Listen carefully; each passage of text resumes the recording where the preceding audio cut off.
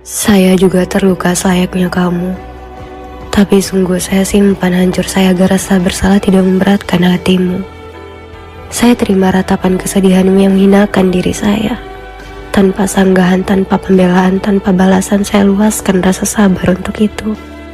Bila mana nanti sudah pada marahmu dan reda sakitmu, lihatlah saya sekali saja. Barangkali kamu akan tahu, sakit saya juga tidak kalah besarnya. No.